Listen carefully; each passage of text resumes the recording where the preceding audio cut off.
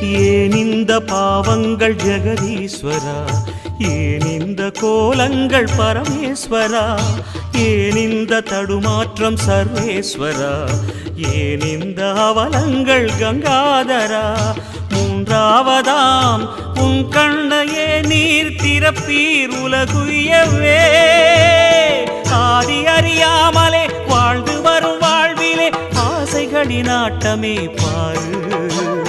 வாழ்க்கையின் சாவியும் ஆழியில் வீழ்ந்ததே, வழி என்பதென்ன இனி கூறு. கைலையில் தாண்டவம் ஆடியது போதுமே, பூமியில் நீ வந்து ஆடு. பூமியில்